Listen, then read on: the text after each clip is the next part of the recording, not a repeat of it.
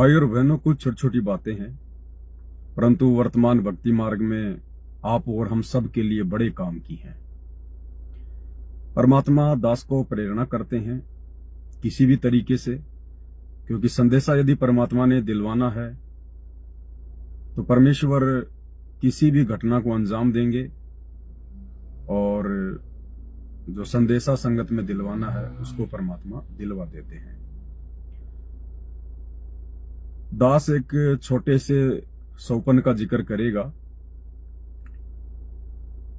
और सोपन के माध्यम से जो घटना मेरे साथ में घटित हुई आज रात्रि को, वो दास आप जीवों के साथ में शेयर करना चाहेगा, क्योंकि परमात्मा ने प्रेरणा की। एक बहुत बड़ी शिक्षा है वो भक्ति मार्ग में आप और हम सब के बड़ी काम आने वाली बात है। और छोटी छोटी बातें होती हैं जिन पर यदि गौर किया जाए, ध्यान दिया जाए, तो हम आने वाले समय में एक बहुत बड़ी मुसीबत को मोल लेने से बच सकते हैं। तो परमेश्वर ने दास को क्या सोपन दिखलाया और क्या उसका अर्थ निकलता है, भक्ति मार्ग में हमारे कैसे काम का है, कितना काम का है, इसी टॉपिक पर आज हमारा ये छोटा सा वीडियो होगा। और दूसरी बात भाई और बहनों, अब देखो संसार में जो भी व्यक्ति जिस भी संस्था से जुड़ा होता है, जो भी उसका व्यवसाय होता है, उसका बिजनेस होता है, उसका कार्य क्षेत्र होता है, वो व्यक्ति उसमें दिन रात अपनी श्वासें लगा देता है, अपना समय लगा देता है। उसको पता होता है कि यदि मुझे जीवन में कुछ हासिल होना है तो इसी से हासिल होना है। जैसे आप देख रहे होंगे आजकल राजनेता हैं, कई तरह की पार्टियां हैं। उन राजनेताओं का केवल एक ही टारगेट है, एक ही मकसद है कि हमने राजनीति में टॉप पर पहुंचना है, हमारी पार्टी को सबसे बड़ी पार्टी बनाना है। और उसके लिए वो दिन रात मेहनत करते हैं। देश विदेश, राज्य जिले, जहां भी घूमना होता है, मीटिंग है, सेमिनार है, धरने, प्रदर्शन, रैलियां, वो लोग दिन रात दौड़ते हैं। गाड़ियां ले लेके, ट्रेनों में, बसों में, होटलों में रुकते हैं, पैसे की कोई चिंता नहीं करते। और सुबह से लेकर शाम तक उनके संपर्क में भी उसी प्रकार के लोग रहेंगे। और बात बात पे वो लोग लाइव आएंगे, बात बात पे। रात को होटल में रुके हैं, कोई भी संदेशा देना है तुरंत लाइव आएंगे, गाड़ी में चल रहे हैं तुरंत लाइव आएंगे। इसी प्रकार यदि कोई यूट्यूबर है और उसका बिजनेस केवल यही है कि छोटे छोटे वीडियो लोगों के लिए बनाए जाएं, मुद्दा चाहे कोई भी हो, लोगों को पसंद आने चाहिए, क्योंकि मेरे वीडियो ज्यादा से ज्यादा लोग शेयर करेंगे तो मुझे ज्यादा से ज्यादा पैसा मिलेगा। केवल उनका यही एकमात्र टारगेट होता है। और वो लोग सुबह से लेकर शाम तक उसी चीज के बारे में सोचते रहते हैं। और जब भी उनको कोई चीज दिखाई दे गई, बेवजह बेमतलब की सीधे सीधे जा रहे हैं, सामने किसी की गाड़ी थोड़ी सी टकरा गई, उन्होंने गाड़ी साइड में लगाई, आपस में लड़ने झगड़ने लग गए, कहां सुनी कर ली। बस उसने मोबाइल निकाला, तुरंत गाड़ी में बैठे बैठे, देखो भाई और बहनों मैं यहां खड़ा हूं, अभी अभी ये एक्सीडेंट हुआ है, देखो क्या बात हो रही है, जरा देखते हैं। और बना के 10-15 मिनट का वीडियो सोशल मीडिया पे डाल देगा। और ये मूर्ख दुनिया फालतू में अपना समय और अपनी सांसें बर्बाद करेगी उन चीजों को देख देख के। उसको देखा नहीं, उससे पहले उसको शेयर करने लग जाएगी आगे। पता नहीं क्या मसाला है उसके अंदर। वो आपस में लड़ रहे हैं, झगड़ने, उनको बेचारों को टेंशन हो रही है, दुनिया मजा ले रही है अपने मोबाइल में। लेकिन भाई और बहनों, आप और हम जो परमपिता परमेश्वर, कल की भगवान सतगुरु रामपाल जी के फॉलोवर हैं, उनके बच्चे हैं, आप और हमें परमात्मा ने ये सोशल मीडिया जिस सदुपयोग के लिए बनी है, जिस विशेष काम के लिए बनी है, आज हमें परमेश्वर ने उस कार्य में लगा दिया है। ये सोशल मीडिया आज से पहले नहीं थी। ये सोशल मीडिया आज से 25-30 साल पहले नहीं थी। ये इंटरनेट, ये टीवी, ये रेडियो वगैरह, ये यूट्यूब वगैरह, फेसबुक वगैरह, इंस्टाग्राम वगैरह, ये रील बनाना, ज्यादा से ज्यादा ये 50 साल पहले चले जाओ आप। ये उससे पहले नहीं थे ये उपकरण, जो वर्तमान में परमात्मा ने 20 से 25 साल में बिल्कुल छप्पर फाड़ के दे दिए हैं। क्यों? आज से पहले क्या धरती पे इंसान नहीं थे क्या? आज से पहले वाले इंसानों के पास में दिमाग नहीं था क्या? क्या आज से पहले इस धरती में ये मटेरियल नहीं था क्या जो आज ये वैज्ञानिक खोद खोद के बना रहे हैं? क्या नहीं था इस धरती पर आज से पहले? 40 लाख वर्ष बीत गए सतयुग से वर्तमान समय को। क्या नहीं था इस पृथ्वी पर? इंसान भी थे, मटेरियल भी था, ये कच्चा माल भी था जो आज जमीन से खोद के निकाला जा रहा है। लेकिन इंसान के पास आज से पहले वो विशेष बुद्धि नहीं थी, विशेष बुद्धि। और इंसान को वो विशेष बुद्धि ये सारी चीजें बनाने के लिए जो भी हम वर्तमान में देख रहे हैं, जिसको हम विज्ञान का नाम देते हैं, टेक्नोलॉजी का नाम देते हैं, ये विशेष बुद्धि आज परमेश्वर ने दी, कबीर भगवान सतगुरु रामपाल जी ने दी आज इंसान को। तब इंसान ये चीजें बना पाया है। क्यों? किस लिए?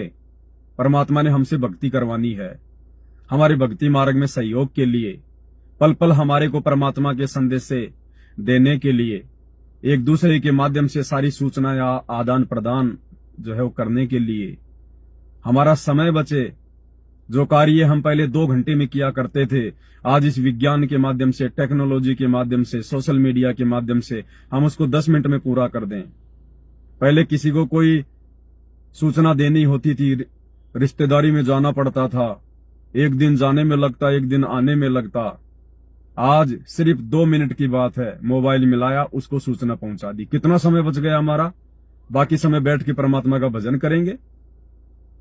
तो ये सोशल मीडिया, ये विज्ञान, ये टेक्नोलॉजी जो भी आप देख रहे हैं, इंसान तो केवल अपनी गलतफहमी के कारण कि फलाने वैज्ञानिक ने मोबाइल का आविष्कार कर दिया, फलाने ने इंटरनेट का आविष्कार कर दिया, फलाने ने इंटरनेट बना दिया। नहीं भाई और बहनों, ये वर्तमान के वैज्ञानिक श्री राम और श्री कृष्ण से ज्यादा ये बुद्धिमान नहीं थे, लेकिन वो श्री राम और श्री कृष्ण भी ये चीजें नहीं बना पाए जो चीजें आज वर्तमान में भगवान ने बनवाई, दिमाग दे के परमात्मा ने बनवाई है।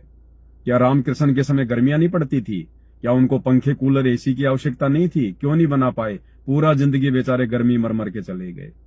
उस समय क्या सर्दी नहीं पड़ती थी? क्या उनको हीटर की आवश्यकता नहीं थी? क्यों नहीं बना पाए? पूरी सर्दी गर्मी मरते रहे। क्या रामकृष्ण को गाड़ियों की जरूरत नहीं थी? क्या वो रिश्तेदारी में नहीं जाते थे? क्या युद्ध करने के लिए उनको टैंकरों की आवश्यकता नहीं थी? सब कुछ था। क्या उनको मोबाइल की जरूरत नहीं थी? क्या वो बातें नहीं किया करते थे?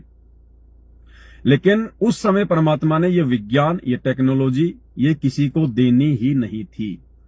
ये समय परमात्मा ने पहले से फिक्स किया हुआ है, निर्धारित किया हुआ है। ये कलयुग की पिछली पीढ़ी का वर्तमान समय चल रहा है। दुनिया अभी बेखबर है, अनजान है। दुनिया को ये सब बातें उस समय पता चलेंगी जब दुनिया अपनी आत्मा के पिता, परमपिता परमात्मा सतगुरु रामपाल जी भगवान की शरण में आएंगी, उनके सत्संग सुनना शुरू करेंगी। तो इसी प्रकार दुनिया अपने अपने हिसाब से, जितना दुनिया को ज्ञान है उस हिसाब से वो दिन रात उसी कार्य के लिए वीडियो बनाते रहते हैं कि बस हमने तो महारत हासिल कर लिया। लेकिन आने वाले समय में भाई और बहनों, ना तो दुनिया उन राजनेताओं का कोई वीडियो देखा करेगी, ना दुनिया के किसी भी यूट्यूबर का वीडियो देखेगी जो वर्तमान में बड़े, उनके 2-2 करोड़ फॉलोवर हैं, 5-5 करोड़ फॉलोवर हैं, चाहे किसी के 100 करोड़ फॉलोवर क्यों ना हो। यदि वो व्यक्ति आने वाले समय में 2028 के बाद अगर संत रामपाल जी की शरण में नहीं आता है, उनकी तरफ अपनी दिशा को नहीं मोड़ता है, ये दुनिया उसके वीडियो देखना बंद कर देगी। आने वाला समय वो आएगा। ये दुनिया भर के लोग जो फालतू के मनोरंजन के वीडियो बनाते हैं, सिर्फ पैसा कमाने के लिए दुनिया का समय बर्बाद करते हैं, कोई भी व्यक्ति इनका वीडियो नहीं देखेगा। आने वाले समय में दुनिया में यदि वीडियो चलेंगे तो सतगुरु रामपाल जी परमेश्वर जी के सत्संग चलेंगे, भक्ति मार्ग के वीडियो चलेंगे, केवल सतगुरु रामपाल जी परमात्मा की भक्ति के वीडियो चलेंगे। और सतगुरु रामपाल जी परमात्मा से संबंधित जो भी व्यक्ति वीडियो बनाएगा ज्ञान आधार से, केवल उसी के वीडियो चलेंगे। अन्यथा किसी का कोई वीडियो यूट्यूब पे नहीं चलेगा। वो नीचे चले जाएंगे। नीचे जब लोग उनको देखना ही बंद कर देंगे तो वो ऊपर आएंगे नहीं। वो तो आज परमेश्वर ने सोशल मीडिया का सदुपयोग क्या है, कैसे करना है, आप और हमें दिया है, और आप और हम इसका जमकर फायदा उठा रहे हैं। और भाई और बहनों, आप और हमें तो भगवान ने सेवा ये दी है और हमारे पास में कोई सेवाएं नहीं है। जिसको परमात्मा ने रोजी रोटी की दया बख्श रखी है, छोटा मोटा कोई काम धंधा दे रखा है, कोई मजदूरी करता है, कोई सर्विस करता है, कोई किसानी करता है, वो अपना सीमित समय तक अपना काम करता है। आवश्यकता से ज्यादा इस भक्ति में आने के बाद सतगुरु रामपाल जी का भगत खेती बाड़ी भी नहीं करता है। भले उसके पास में 100 बीघा जमीन है और पहले उसके बाप दादा 100 बीघा जमीन में अनाज बीज दिया करते थे, लेकिन अब उन पूर्वजों का पोता या उनका पड़पोता जो वर्तमान में सतगुरु रामपाल जी का भगत बन चुका है, या वो परिवार जिनके पूर्वजों के पास में सैकड़ों बीघा जमीन थी, आज भी है, लेकिन आज वो सतगुरु रामपाल जी की शरण में आ गए। आज वो सैकड़ों बीघा जमीन में अनाज नहीं बीजते हैं। आज उनको आवश्यकता कितनी है? अगर 5 बीघा जमीन में बीज बीजने से अगर उनके साल भर का रसोई का खर्चा चल रहा है, इससे ज्यादा वो बीज नहीं बीजते हैं। वो लोगों को बटाई में दे देते हैं कि भैया तुम भी खाओ, थोड़ा बहुत बचे तो हम भी दे देना, कोई दिक्कत नहीं, आप अपने बच्चों का पेट भरो। और यदि गुरु की शरण में आने के बाद भी अगर 100 बीघा में, 50 बीघा में, 40 बीघा में अगर वो अनाज कर रहा है, तो फिर वो गधा है, गधा, वो बैल है। उसकी वो गंदी आदत छूट नहीं रही अभी। वो दिन रात मेहनत करने की, गोबर के भूंड की तरह, उसकी आदत अभी छूट नहीं रही। तो वो भगत होकर भी अभी वो बैल है, बैल, गधा है अभी वो। उसकी दिन रात कमाने की वो जो गंदी आदत है वो जा नहीं रही। उसे अभी अपनी समासों का, अपने समय का अंदाजा नहीं है, कीमत नहीं है उसको। इसी प्रकार जो भगत भाई बहन पहले दिन रात मजदूरी करते थे, या कोई जो है कोई प्राइवेट नौकरी थी, उसमें ओवर टाइम किया करते थे दिन रात कि ज्यादा से ज्यादा पैसा कमाएंगे, नींद भी पूरी नहीं ले पाते थे। आज उन भाई बहनों को पता चल गया है कि असली धन क्या है, असली नौकरी क्या है। इसलिए वो केवल अपनी नौकरी ही करते हैं, ओवर टाइम नहीं करते बिल्कुल भी। ठीक है, कभी कभार कंपनी को अगर आवश्यकता उसकी पड़ जाती है तो वो ओवर टाइम भी देगा, लेकिन वो धन कमाने के लिए ओवर टाइम नहीं करेगा रोजाना कि मुझे मिल जाए, मुझे मिल जाए। रोजाना 4 घंटे ओवर टाइम, 3 घंटे ओवर टाइम। अब ज्यादा से ज्यादा टाइम वो परमात्मा की भक्ति को देगा। उसको पता चल गया कि ये जो ओवर टाइम है ना, ये ओवर ही रहेगा, तेरे किसी काम नहीं आएगा ये। और जितना तुझे आवश्यकता है अगर भक्ति करेगा तो परमात्मा 2 घंटे की नौकरी में दे देगा, 2 घंटे की नौकरी में। अब गधे कितना परमात्मा की भगत को कमाने की आवश्यकता नहीं है, क्योंकि भगत की भक्ति समझ में आने के बाद, नाम लेने के बाद नहीं, नाम लेकर जिसको ज्ञान समझ में आ जाएगा वो भगत बनता है। सतगुरु का शिष्य वो कहलाता है जो सतगुरु की शिक्षाओं पे चलता है। सतगुरु से नाम उपदेश लेते ही कोई उनका भगत या शिष्य नहीं बन जाता है। ये तो केवल एक छाप लग जाती है कि ये भगत जी है, लेकिन उसके अंदर भक्ति वाले गुण लक्षण प्रकट हुए या नहीं हुए हैं, उसके बाद वो भगत माना जाएगा। और जो परमेश्वर पर आश्रित हो जाएगा, गुरु पर विश्वास कर लेगा, ज्ञान को आधार बनाएगा और अपना टारगेट, अपना मोक्ष बना लेगा, उसके बाद परमात्मा उसको, जहां वो 8 घंटे नौकरी करके भी ढंग से परिवार का पेट नहीं पाला करता था, परिवार की आवश्यकताएं पूरी नहीं कर पाता था, आज वही भगत 5 या 6 घंटे काम करके और पहले से कहीं ज्यादा संतुष्टि प्राप्त करेगा। अगर उस पर गुरु की मेहर है तो, गुरु का आशीर्वाद है तो, और गुरु का आशीर्वाद रहेगा भक्ति करने से, मर्यादा में रहने से। तो आने वाले समय में ये जितनी भी भागा दौड़ मच रही है ना दुनिया में, विज्ञान के कारण, 2 टाइम की रोजी रोटी के कारण, फालतू की सुख सुविधाओं को संचित करने के लिए देखा देखी, वो गाड़ी ले आया मैं भी लाऊं, उसने मकान बना लिया हम भी बनाएंगे, वहां एक सस्ता प्लाट मिल रहा है, ये है मैं मेरे बेटे की शादी ऐसे करूंगा, वैसे करूंगा, इतने पैसे लगाऊंगा। ये जो देखा देखी चल रही है, जो कंपटीशन हो रहा है, ये आने वाले समय में कुछ तो प्राकृतिक आपदाओं के कारण इंसान की जेब वैसे ढीली हो जाएगी, इंसान का खून वैसे निकल जाएगा, उनको अपनी औकात याद आ जाएगी। जो आज बड़ी बड़ी फॉर्च्यूनर में चलते हैं वो साइकिलों पे आ जाएंगे, घुटनों पे आ जाएंगे वो आने वाले समय में, क्योंकि उनके पास भक्ति नहीं है, केवल उनके पास में धन है, भक्ति धन नहीं है। और ये जो संसार है, ये जो मनुष्य जीवन है, ये केवल भक्ति धन से चलता है, पाप और पुण्य से चलता है। ये इंसान को लगता है केवल पैसे से सब कुछ चलता है, नहीं, वो पैसा भी जो तेरे पास में है वो तेरे पिछले संस्कार से है, तेरे किसी जन्म की भक्ति से है। पाप और पुण्य से ये 21 ब्रह्मांड चल रहा है, पैसों से नहीं चलता ये। पैसा तो पाप और पुण्य के हिसाब से इंसान के पास रहता और जाता है।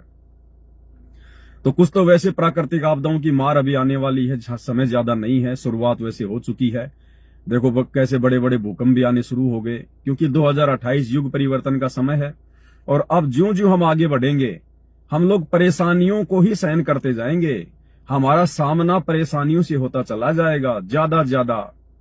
जैसे कहीं पर कोई बहुत तेज कोई आग जल रही हो और हम आग से दूर खड़े हैं जहां पर हमारी कोई विशेष दिक्कत नहीं है, अब यदि हम उस आग की तरफ बढ़ना शुरू करेंगे तो हमारे शरीर का तापमान बढ़ता चला जाएगा, बढ़ता चला जाएगा। एक एक कदम हमारे को वो जो है तपन देगा, तपन।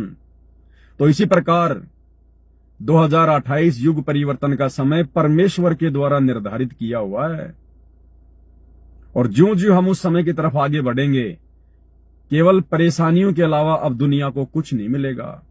थोड़ी बहुत राहत यदि कोई प्राप्त करेंगे उस समय में, केवल वही करेंगे जो वर्तमान में परमेश्वर की शरण में है। कौन परमेश्वर? ये राम कृष्ण, 33 करोड़ देवी देवता, ब्रह्मा विष्णु महेश, मुसलमानों का नकली अल्लाह, उनके पीर पैगंबर, 24 अवतार। ये परमेश्वर नहीं है, ये भगवान नहीं है, परमात्मा नहीं है। वो तो मुर्दे हैं, मुर्दे। वो तो जा चुके हैं संसार छोड़ के, उनका कोई लेना देना नहीं है। वो हमें ना कुछ दे सकते, ना हमारा कुछ वो ले सकते। आप केवल उनकी जीवन लीला से शिक्षा ले सकते हो। इससे ज्यादा आपको वो 1 रुपया नहीं देने वाले, रोटी का एक टूक नहीं देने वाले। वो देगा कौन? जो वर्तमान में धरती पे होगा, जो जिंदा होगा। और भाई वो परमेश्वर वर्तमान में कबीर देव, सतगुरु रामपाल जी के रूप में वर्तमान में धरती पे प्रकट है। उनकी भक्ति करने से, उनकी आज्ञा में चलने से, उनको प्रसन्न करने से ये दुनिया आने वाले उस महाविनाशकारी समय में थोड़ी बहुत राहत प्रदान करेगी। अन्यथा धरती पे ना कोई प्रधानमंत्री राहत प्रदान कर सकता, ना राष्ट्रपति कोई राहत प्रदान कर सकता। जब वो खुद ही आपत्तियों से घिर जाएंगे तो भला अपने फॉलोवर को कहां से वो राहत दे देंगे। तो ये बातें तो वर्तमान में जो हमारे द्वारा की जाती है, केवल सतगुरु रामपाल जी के फॉलोवर को ही समझ में आएंगी। बाकी जो जगत वाले हैं उनको अभी इन चीजों का आभास नहीं है। उनसे तो हम यही प्रार्थना करेंगे, आप उस कल की भगवान सतगुरु रामपाल जी के सत्संग सुनना शुरू कीजिए। धीरे धीरे थोड़ा थोड़ा समय निकालकर। ये फालतू की बकवाद भी तो सुनते हो आप लोग सुबह शाम, दुनिया भर की शॉर्ट वीडियो, रील वगैरह, इतने महंगे महंगे मोबाइल लेके हैं, लाख लाख रुपए के मोबाइल लाते हो और दुनिया की बहन बेटियों को उसमें नंगा देखते हो। कोई नाच रही है, कोई फुदक रही है, कोई क्या कर रही है, और तुम उनको देख देख के जो है मतलब हंस रहे हो। क्यों? क्योंकि अभी तुम दुनिया वालों की बहन बेटियों को अपनी बहन बेटी नहीं समझ रहे हो। इसीलिए दूसरे लोग तुम्हारी बहन बेटियों को अपनी बहन बेटी नहीं समझ रहे। इसीलिए आपस में राग, द्वेष, ईर्ष्या, रजोगुण वगैरह हैं, ये सब सारा रोग लगा हुआ है। ये मोबाइल, ये सोशल मीडिया, ये भगवान को जानने के लिए, परमात्मा को पहचानने के लिए, कुछ अच्छे वचन सुनने के लिए दिए परमात्मा ने। अन्यथा सतगुरु रामपाल जी भगवान का, कल की भगवान का वचन है, और साध वचन पलटे नहीं, ये पलट जाए ब्रह्मांड। आने वाले समय में ये जितने भी टीवी चैनल हैं और जिन जिन लोगों के हाथों में ये मोबाइल हैं, अगर लोगों ने सतगुरु रामपाल जी के सत्संग प्रवचन सुनना शुरू नहीं किए, और अगर इसी प्रकार से दुनिया भर की जो बकवादें हैं इनमें जो देखते रहे, ये मोबाइल ब्लास्ट होंगे। लोगों के घरों में रखे हुए टीवी ब्लास्ट हो जाएंगे। ब्लास्ट उस परमेश्वर की शक्ति से, अध्यात्म की शक्ति से। वैज्ञानिकों की शक्ति तो आपने देख ली, आपने वो पेजर ब्लास्ट देख लिए होंगे। इजराइल ने जिस प्रकार से दूसरे देशों में जो पेजर ब्लास्ट किए हैं, एक साथ 5000 लोगों के पेजर ब्लास्ट हुए। जब एक इंसान अपना दिमाग लगा के इतना सब कुछ कर सकता है, तो ये टेक्नोलॉजी तो परमात्मा ने दी है। उसके तो संकेत से सारे काम होते हैं, उसके संकेत से। उसको खाली एक इशारा करने की जरूरत है, इसमें कोई सॉफ्टवेयर डालने की जरूरत नहीं है। तो आने वाले समय में लोगों के मोबाइलों में, टीवी में आग लग जाए करेगी।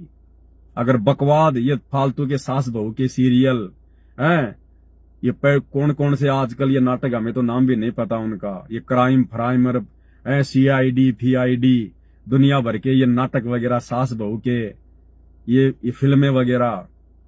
अगर सतगुरु रामपाल जी के सत्संगों के अलावा अगर कुछ भी चला इन टीवी चैनलों में और मोबाइलों में, आने वाले समय में जो जो हम लोग महाविनाश की तरफ बढ़ रहे हैं, आग लगेगी, आग। किसी भी कारण से तुम्हारे मोबाइल खराब हो जाया करेंगे, फूट जाएंगे ये। फिर तुम कहोगे बैटरी खराब हो गई थी, बैटरी ज्यादा चार्ज हो गई थी, हीट ज्यादा हो गई थी। तुम अपना दिमाग लगाते रहना, करना था परमात्मा ने, कर दिया, चलने नहीं देगा, नुकसान ही होगा।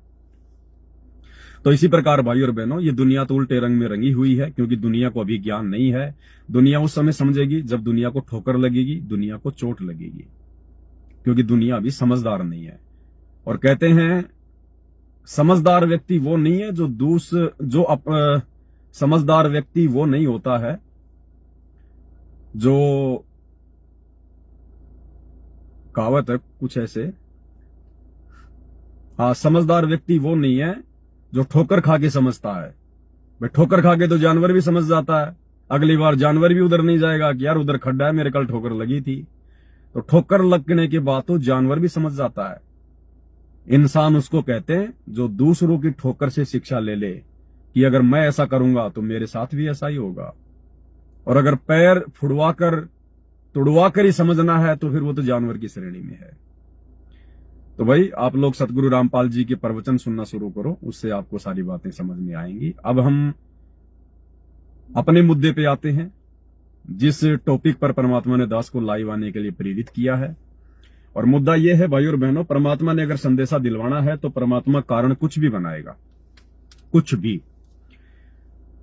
तो सिंपली दास रात को सो गया, सोते सोते परमात्मा को स्मरण तो अपन करते ही हैं, कम नींद आ जाती है उसका पता नहीं चलता। चिंतन भी करते हैं तो चिंतन भी भक्तों का तो अपने भगवान का होगा, अपने गुरुदेव का होगा, अपनी धार्मिक जो क्रियाएं हम करते हैं अपने दिन में सारा दिन, उन्हीं चीजों का जो है हम चिंतन करते करते सो जाते हैं।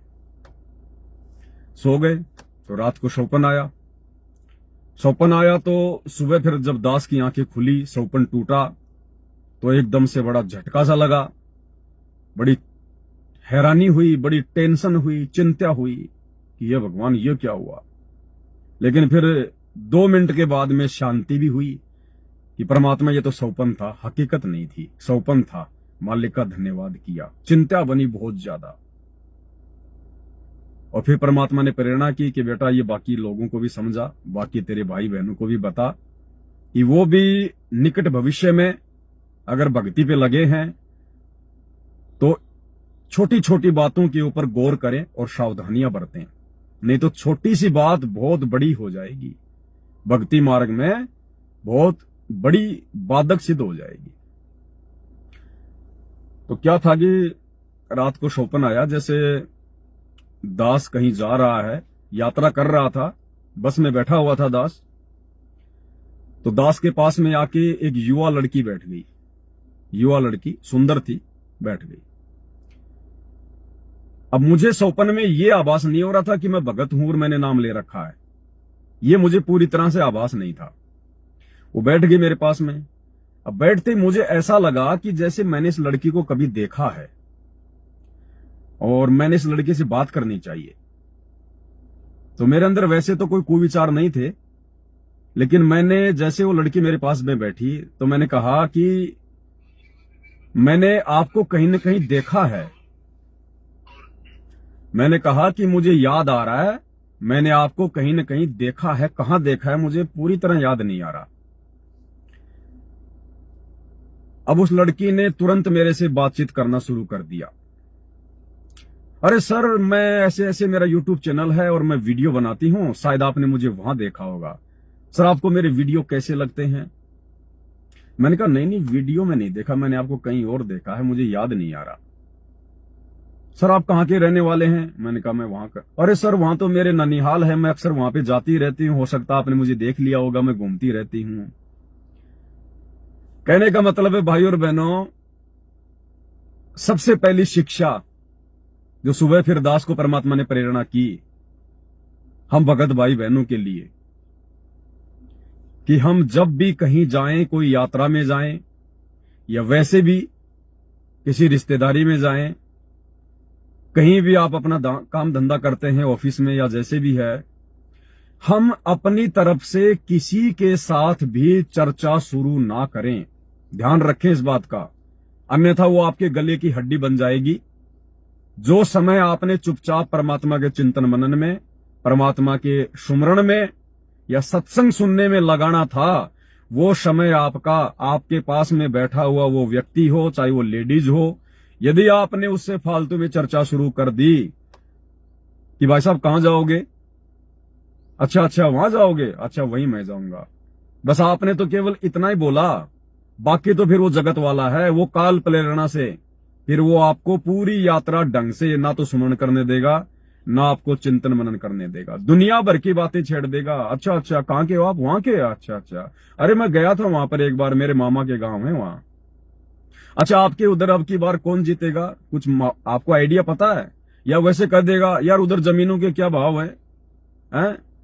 या भाई साहब आप क्या काम करते हो, आपके बच्चे क्या करते हैं? जगत के पास और कुछ बातें नहीं है, वो दुनियादारी की बातें घुमा फिरा के आपका समय बर्बाद करेगा। हो सकता है 2 मिनट चुप हो जाएगा।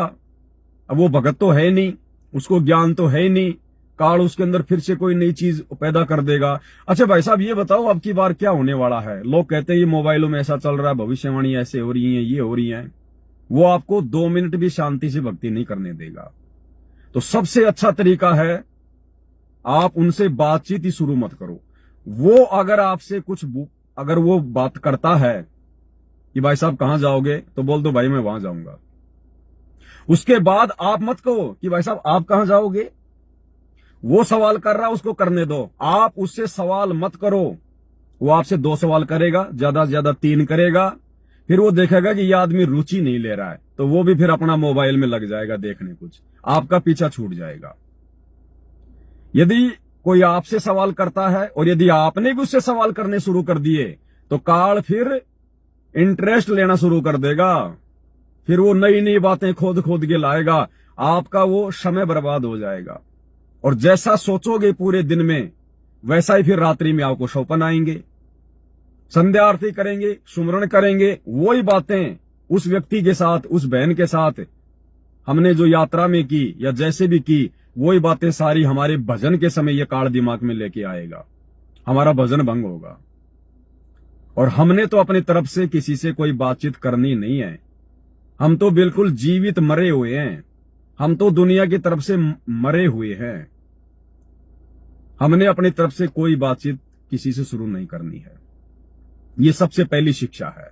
अगर शांति चाहते हो तो, अगर अपने मन को मैला होने से या अपने मन को डिस्टर्ब होने से बचाना चाहते हो, तो इतना भी ध्यान रखना है, अगर आपको लगता है कि उस बस में 3 नंबर की सीट पे आपके गांव का या आपका कोई रिश्तेदार आसपास का, जिससे आपके कोई ज्यादा कोई संबंध नहीं है, वैसे ही भाईचारा है आपका, हल्का फुल्का आपका नाव गांव पता है, अगर आपने देख लिया कि आगे 3 नंबर सीट पे वो व्यक्ति बैठा हुआ है, अरे वो यार स्कूल के समय में वो मेरा जो है वो क्लास फेलो था, मेरा सहपाठी था, हम दोनों साथ साथ जो है 12वीं क्लास में पढ़ा करते थे, अरे यार 10 साल हो गई, मैं तो शहर चला गया, ये पता नहीं आजकल क्या कर रहा होगा। अरे वीरेंद्र, अरे भाई कौन, अरे नहीं पहचाना, अरे पवन, अरे हाँ, अरे गई फिर सारी भैंस पानी में। फिर वो या तो आपको अपने पास बुला लेगा कि आजा मेरे पास सीट खाली, आजा, या फिर वो खाली सीट देख के आपके पास आ जाएगा। या काल प्रेरणा से, वैसे भी काल सीट नहीं है तो भी वो आपको डिस्टर्ब करने के लिए कि ये व्यक्ति कहीं ढंग से ये भजन ना कर ले, उसको काल प्रेरणा करेगा। आपकी सीट के पास में आके बस के ऊपर का डंडा पकड़ के खड़ा रहेगा। उसको अपने दुख की तकलीफ की कोई चिंता नहीं है, आपका समय बर्बाद करेगा। अरे यार पवन, इतने दिनों बाद मिला, कहाँ रहता है यार, तू बहुत ज्यादा बदल गया, चेंज हो गया। अरे यार तेरा कोई अता पता ठिकाना ही नहीं है, कहाँ रहता है आजकल, क्या करता है यार, 10 साल हो गए हमारे को स्कूल छोड़े हुए। फिर क्या करोगे? वो राम कहानी चाहे तुम 20 घंटे कर लो, उसका कोई अंत नहीं है।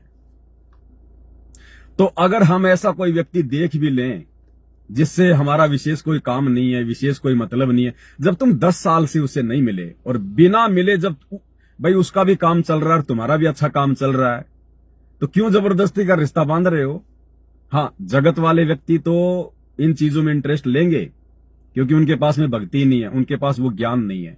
लेकिन हम भगत जानबूझ के आफत मोल ना ले। वो बैठा तो बैठा रहने दे और भगवान से अरदास कर कि परमात्मा ये पीछे मुड़ के ना देख ले। अगर वो पीछे भी देखे कभी कभार तो अपनी गर्दन को यूं कर लो।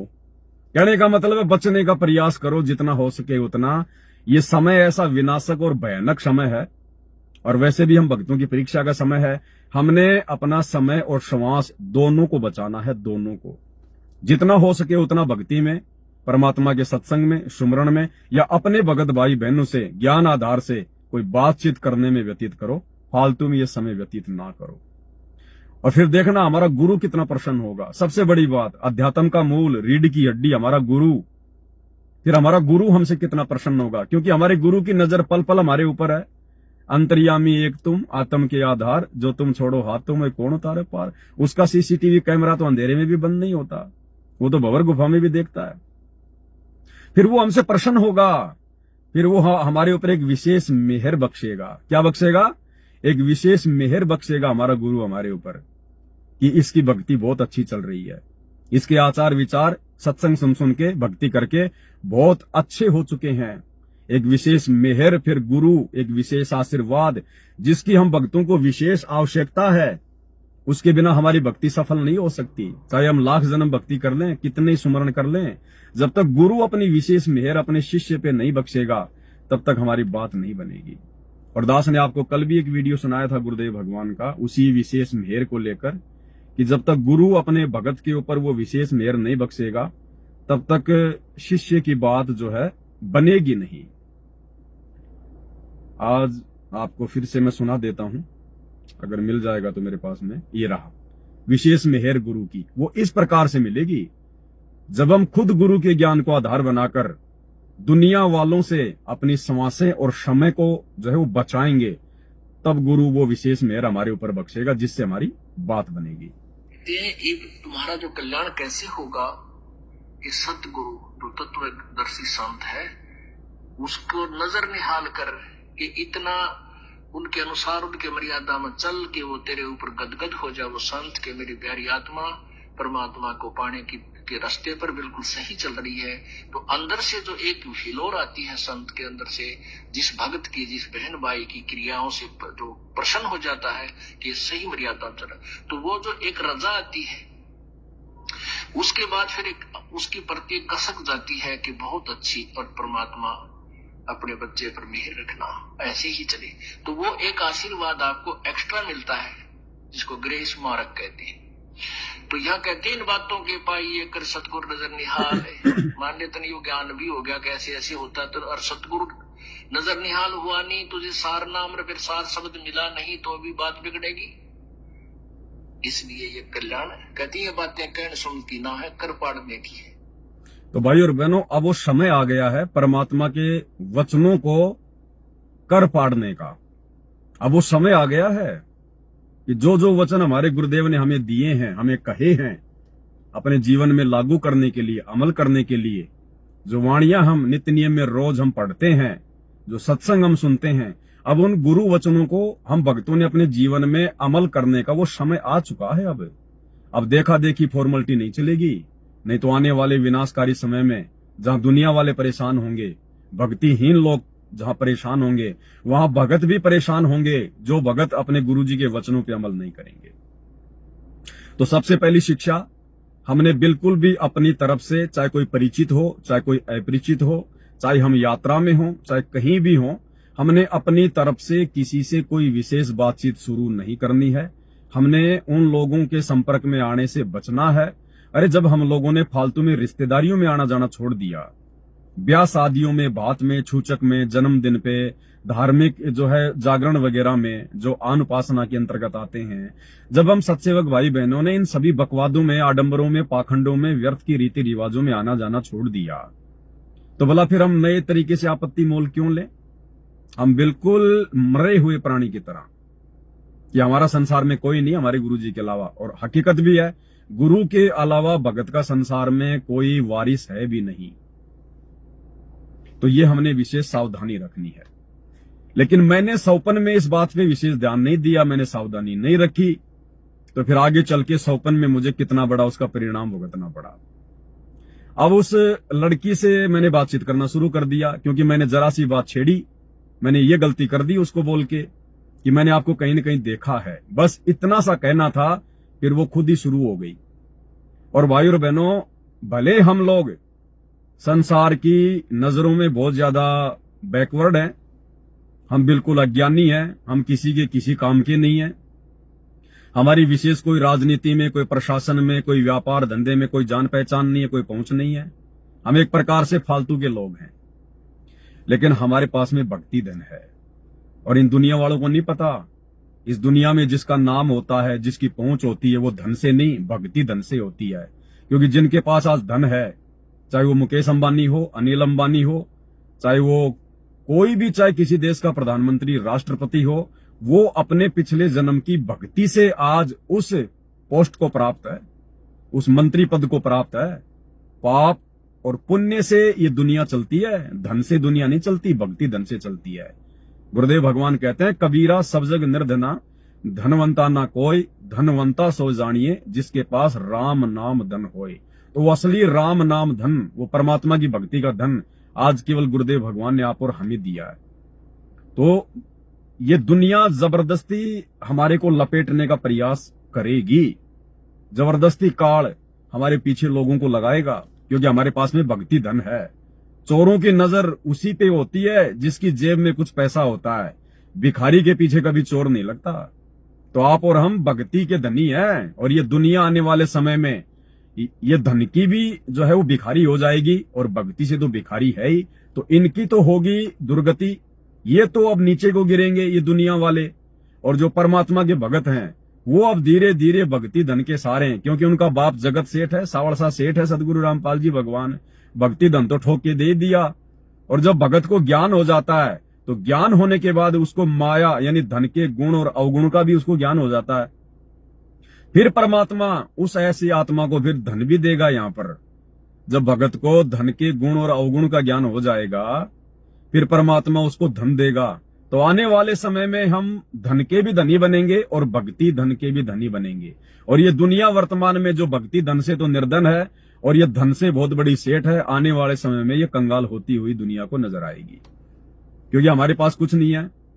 आने वाले समय में यदि भूकंप आएगा तो संपत्ति किसकी नष्ट होगी? उसकी होगी जिसके पास वर्तमान में संपत्ति है। तो भक्तों के पास तो संपत्ति है ही नहीं, उनके पास तो केवल भक्ति धन है। बाकी कोई अपने किराए में रह रहा है, कोई अपना छोटा मोटा कोई मकान, कोई झोपड़ा बना के रह रहा है। आने वाले समय में यदि फैक्ट्रियां किसी की जो है बर्बाद होंगी, आर्थिक मंदी के समय में अगर फैक्ट्रियां किसी की अगर बर्बाद होंगी, लॉकडाउन के समय में अगर काम धंधा अगर किसी का वो ठप होगा, फैक्ट्रियां अगर किसी की बंद होंगी, तो वो किसकी होंगी? जगत वालों की, जिनके पास में धन है। अब भक्तों के पास तो ना फैक्ट्रियां, चाहे लॉकडाउन लगो ना लगो, आर्थिक मंदी आओ चाहे ना हो, हमारा क्या बिगड़ेगा? हमारा कोई नुकसान नहीं है। तो आने वाले समय में यदि भयंकर नुकसान होगा तो दुनिया वालों का होगा, जिनके पास में संपत्ति या धन है। उनका नुकसान नहीं होगा जिनके पास भक्ति धन है। और जिनके पास भक्ति धन है, और भक्ति धन केवल सतगुरु रामपाल जी की भक्ति से हो सकता है, और दुनिया में कोई भक्ति नहीं है।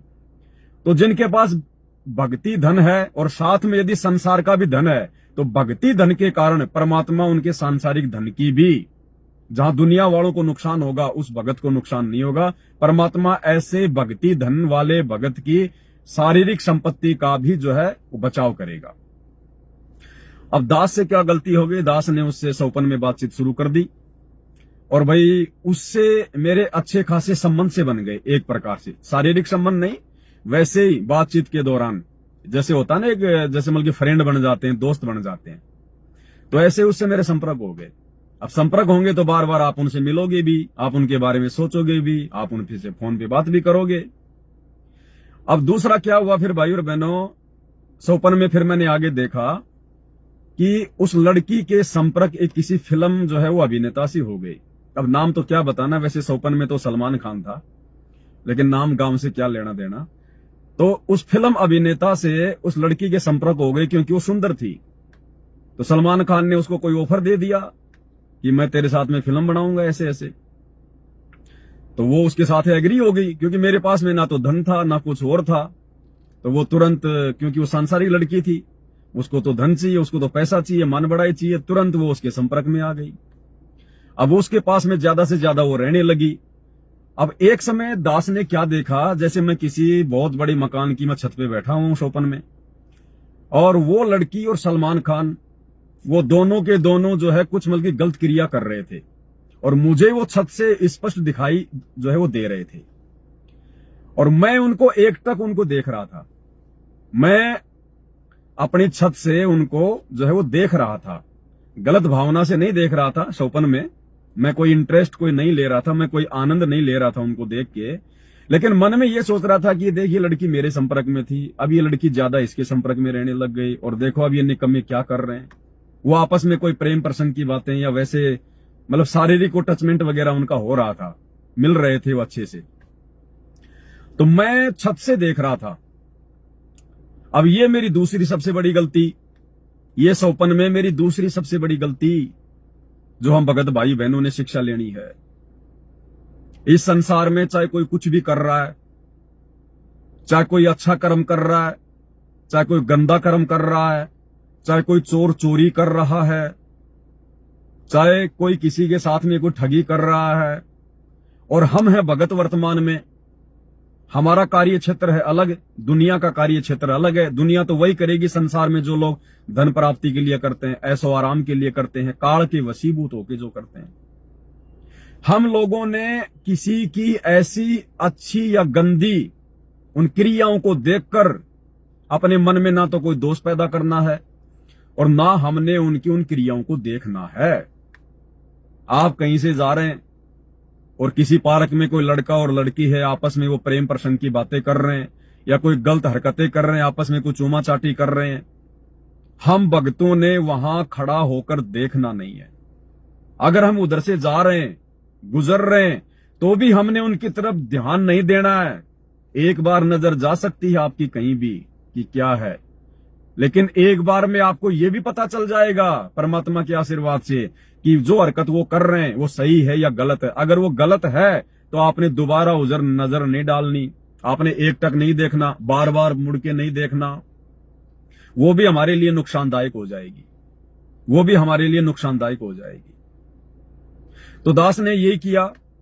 जब वो अभिनेता और वो लड़की दोनों आपस में शारीरिक संबंध वगैरह, शारीरिक संबंध तो वो जो है नहीं बना रहे थे, लेकिन जैसे कुछ वो अर्धनग्न कपड़ों में थे और कुछ ऐसी वैसी हरकतें वो कर रहे थे। तो मैं ऊपर बैठा बैठा छत पे सौपन में, और मैं उनकी तरफ यूं देखने लग गया एक टक। अब अचानक से उस लड़की की नजर मेरे ऊपर पड़ गई, उस लड़की की नजर मेरे ऊपर पड़ गई कि वो हमें देख रहा है। तो लड़की को तो अच्छा नहीं लगा, क्योंकि उसको ये नहीं पता था कि भाई इसको इस बात का पता होगा कि मैं इस अभिनेता के संपर्क में आ गई। और आपको पता है भाई और बहनों, ये फिल्में वगैरह, ये टीवी सीरियल वगैरह में काम करने के लिए लड़कियां कितने नीचे तक ये गिर जाती हैं। ये कास्टिंग काउच एक शब्द है, कास्टिंग काउच मतलब उनका किस प्रकार से उनका शोषण किया जाता है। वो हर प्रकार से वो तैयार होती हैं कि बस हमारे को तो फिल्म में ले लो, हमारे को तो आप इस नाटक में ले लो, बाकी चाहे आप उनका कुछ भी ले लो, क्योंकि ये संसार है, ये जगत है, ये विषय वासनाओं का लोक है। यहाँ कोई इज्जत कोई मान मर्यादा नहीं है। आप चाहे वेश्या हैं, अगर आपके पास में पैसा है आपकी इज्जत करेंगे लोग, इज्जत। ये फिल्मी अभिनेत्रियां क्या हैं? ये वेश्या ही हैं, वेश्याओं से भी गिरी हुई होती हैं ये फिल्म अभिनेत्रियां, जिनके देश दुनिया में नाम है। अरे एक औरत जो एक बंद कोठे में 5 आदमियों के सामने नाचती है, उसको तो कहते हैं वेश्या, जो मुजरा करती है। पहले जो मुजरा किया करती थी, बड़े बड़े ठाकुर लोग, बड़े बड़े राजा महाराजा लोग जो वहां पर जाया करते थे या उसको बुला लिया करते थे और उसका नाच देखा करते थे, उसके ऊपर जो है मतलब कि पैसे फेंका करते थे। तो जो औरत 5 आदमियों के सामने या 10 आदमियों के बीच में एक बंद कमरे में नाचा करती थी, उसको कहते थे वेश्या। और आज जो पूरी दुनिया के सामने नाच रही है फिल्मों में, उसको कहते हैं अभिनेत्री, हीरोइन, माय फेवरेट। तो भाई और बहनों, ये जो अभिनेत्रियां है ना, ये तो वेश्याओं का दूसरा रूप है। केवल इनके पास में पैसा है, और जितना भी जो युवा हैं, लड़के और लड़कियां, इनको आध्यात्मिक ज्ञान नहीं है, जिस कारण से ना जाने वो उनको देवी देवताओं से भी कम नहीं समझते हैं। बाकी आप और हम भक्तों को सदगुरु रामपाल जी परमेश्वर जी के ज्ञान से पूरे संसार की औकात का, उनके जो है नकलीपन का सब कुछ मालूम हो चुका है। तो दूसरी गलती दास ने सौपन में यह की, मैं उस लड़की और उस अभिनेता की हरकतों को एक टक देखता रहा। उस लड़की ने मुझे देख लिया कि भाई इसने तो मुझे देखा है। देखने के बाद उसने उस अभिनेता को बता दिया कि देख उधर वो देख रहा है। उस अभिनेता ने मेरी तरफ कोई संकेत किया और सौपन में मुझे ऐसा लगा कि जैसे हम दोनों की आपस में काफी जानकारी है। तो उसने मुझे कुछ यूं किया, तो मैं समझ गया कि ये कह रहा है कि यार थोड़ा हमें ऐसा आराम करने दो, आप थोड़ा साइड में हो जाओ। तो मैंने कहा ठीक है मैं जा रहा हूं। इतना कह के मैं थोड़ा साइड में हो गया। अब उसके बाद में उस लड़की ने उस अभिनेता को क्या कहा क्या नहीं कहा, वो अभिनेता मुझे जो है मतलब कि फंसाने के चक्कर में आ गया कि कल को ये बात किसी और के सामने ना चली जाए। वो थे वो बेइज्जत, लेकिन बेइज्जतों को भी अपनी इज्जत की टेंशन हो जाती है। उनकी आपस में क्या बातचीत हुई, वो अभिनेता मुझे फंसाने के चक्कर में लग गया कि किसी भी तरह से मैं इसको फंसाऊं, मैं इसको जेल भिजवा दूं, ताकि हम दोनों की ये गुप्त बातें किसी और के सामने ना चली जाए, वरना ये जो है ये बता देगा किसी को। वो मेरी गलती थी जो मैं उनको एकटक देख रहा था। ये गलती भक्तों ने नहीं करनी है। चाहे कोई कुछ भी कर रहा है, चाहे कोई नंगा खड़ा है, कोई नंगे होके अपना जो है मतलब कि कुछ भी वो कर रहे हैं, कोई लड़ाई झगड़ा कर रहा है, बाढ़ में जाओ, मरने दो। हमने सूरवीर नहीं बनना फालतू में। भाई और बहनों, भगत सूरवीर होता है। लख भर सूरा जूझ ही लख भर सावंत दे, और लख भर यति जहान के तब सतगुरु शरणा ले। ये सूरवीर के जन्म हमने असंख्यों बार भोगे हैं, लेकिन वर्तमान में हमें भक्ति का सूरवीर बनना है। वो पहले वाले सूरवीर के जन्म जो हम भोग चुके हैं ना, अब हमने वो पहलवान नहीं बनना, हमने वो सूरवीरता नहीं दिखानी। ये दो आदमी आपस में लड़ रहे हैं, एक जो है कमजोर को मार रहा है, तो हम भगत जो है कमजोर का लेके पक्ष और उसको ठोकने लग गए, उसको मारने लग गए। ये सूरवीरता हम पहले दिखा चुके हैं। वर्तमान में हमने उस प्रकार की सूरवीरता नहीं दिखानी है, बिल्कुल भी। हमने भक्ति में सूरवीरता दिखानी है। मर्यादाओं को लेकर संघर्ष करना है, प्रेम से, प्यार से, अज्ञान के साथ में ज्ञान आधार से हमने संघर्ष करना है। हमने ये सूरवीरता दिखानी है। अब वो सूरवीरता नहीं चलेगी। हमने वैसे जन्म प्राप्त किए सूरवीरों के, जिसके प्रतिफल में आज हमें भक्ति मिल गई। बस उस सूरवीरता का केवल इतना ही काम था कि आज हमें सतगुरु ने शरण में ले लिया। आज यदि हम वैसी सूरवीरता दिखाने लग गए तो हमारी भक्ति बिगड़ जाएगी, तुरंत मर्यादा टूट जाएगी। दुनिया 2 मिनट में कान पकड़ के हमारे को नीचे, हमारा जमीन में नाक रगड़ देगी। हमसे बड़े बड़े सूरवीर ना जाने यहाँ पे कितने बैठे हैं।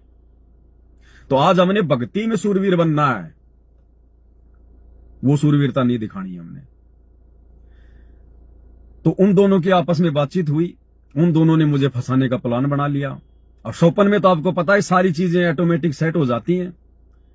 तुरंत फिर मैंने देखा कि जहां मैं खड़ा होकर देख रहा था, जैसे मैं नीचे आया उस बिल्डिंग से, तो वो अभिनेता आ गया और एक पुलिस की गाड़ी खड़ी हुई थी। उस पुलिस और वहां पर 4-5 जो है पुलिस वाले थे। अब वो अभिनेता जानबूझ के उन पुलिस वालों की गाड़ी के सामने खड़े होके पुलिस वालों को गाड़ियां निकालने लग गया, उनको बुरा भला बोलने लग गया। इतने में मैं ऊपर से नीचे उतर के आ गया। फिर मैंने तीसरी गलती कर दी चौपन में। मैं आपस में उनकी तू में देखने लग गया, खड़ा होके मैं सुनने लग गया, आनंद सा लेने लग गया मैं चौपन में कि ये इसको क्यों गालियां निकाल रहा है यार, पुलिस वालों को गाली निकाल रहा है। जैसे आम समाज में कोई भी छोटी मोटी कोई घटना हो जाए, किसी के घर पे कोई पुलिस आ जाए, या आप कहीं अपनी गाड़ी लेके जा रहे हो, आपने देखा यार भीड़ हो रही है रोड पे, क्या कारण है, यूं देखने लग जाएंगे लोग, फालतू में गाड़ियां साइड में लगा लेंगे, भूल जाएंगे कि मैं कहां जा रहा था, मेरा काम की तरह अर्जेंट है, खुद के काम को भूल जाएंगे, दुनियादारी में पड़ जाएंगे। और क्या हो गया, और भीड़ क्यों हो रही है, लेना है कि देना दो। ये हम भक्तों ने गलती नहीं करनी है। इस दुनिया में लाखों जगह रोजाना ऐसी भीड़ इकट्ठी होती है, तुम केवल अपना समय बर्बाद करोगे, ना तुम उसकी कोई मदद कर सकते, क्योंकि तुम्हारे नियम मर्यादा दुनिया से अलग हैं, और ना वह क्या घटना घटी है, क्या नहीं घटने में क्या लेना देना। पड़ोसी के घर में पुलिस आ गई, हमें छत से क्यों देखना भाई, हमें घर से बाहर निकल के भीड़ में भीड़ क्यों होना, क्या हो गया, अरे क्या कर दिया हमारे पड़ोसी, हमें तो पता ही नहीं, वो तो पता नहीं क्या क्या करते हैं, वो तुम्हें बताएंगे क्या, आपको जानने की आवश्यकता है क्या कि आपका पड़ोसी क्या करता है। आप उसके पड़ोसी हो, उसके भगवान नहीं हो जो हर चीज आपको वो पूछ के करेगा या आपको वो जो है वो बताएगा। तो हमने कोई इंटरेस्ट नहीं लेना, चाहे गांव में पुलिस आओ, चाहे पड़ोसी के घर में आओ पुलिस, हमने ज्यादा बीच में कोई सूरवीर नहीं बनना है। कार्ड लपेटेगा जैसे मुझे लपेट लिया चौपन में, इसलिए मैं आपको ये वीडियो दे रहा हूं। तो वो अभिनेता पुलिस वालों को गाड़ी निकाल रहा है, उनकी गाड़ी के आगे खड़ा होके, पुलिस वालों की गाड़ी के शीशे नीचे उतरे हुए हैं, उधर से पुलिस वाले उसको कुछ कह रहे हैं, उधर से वो कुछ कह रहा है, और मैं खड़ा खड़ा देख रहा हूं अकेला, और कोई नहीं है, और मैं इंटरेस्ट ले रहा हूं।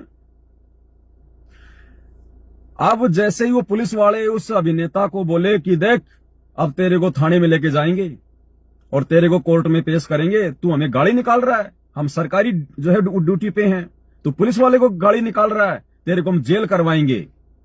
तो वो अभिनेता कह रहा है कि तू काहे की जेल करवाएगा, कुछ नियम कायदे कानून जानता कि नहीं जानता, कुछ नियम जानता है। तो पुलिस वाले बोले क्यों, बोला तुम पुलिस वालों की कोर्ट में कोई गवाही मान्य नहीं होती, तुम पुलिस वाले तो जो मर्जी लिख दोगे, जो मर्जी बोल दोगे, कानून में पुलिस वाले की गवाही मान्य नहीं होती है। इतने में एक पुलिस वाले ने मेरे को देख लिया कि पीछे एक आदमी खड़ा, अरे बोले वो रहा गवाह। मिल गया गवाह, अब फंसाएंगे तेरे को। तुरंत मेरे को पकड़ लिया पुलिस वालों ने, बोले ये हमारा गवाह। ये सुन रहा था यहाँ खड़ा खड़ा सारी बातें। अब भाई मैंने देखा तू तो फंस गया भाई। अब मैंने जैसे तैसे सौपन में उनसे धक्का मुक्की करके पुलिस वालों से मैंने हाथ छुड़ा के और मैं वहां से भाग लिया। अब भाई और बहनों, मेरा तो वहां से भागना था। और सौपन तो आया होगा मेरे को मुश्किल से आधे घंटे का, 1 घंटे का, लेकिन उस सौपन में 3 दिन तक वो पुलिस वाले मेरे पीछे लगे रहे, 3 दिन तक। और सौपन में आपको पता भाई और बहनों, ये नहीं लगता कि ये सौपन आ रहा है, हकीकत ही लगता है। मैं कभी तो किसी की ब्याह शादी में जाके मैं छुप रहा हूं, कभी मैं किसी होटल में जाके छुप रहा हूं, कभी ऐसी कोई गलियों में से भाग रहा हूं।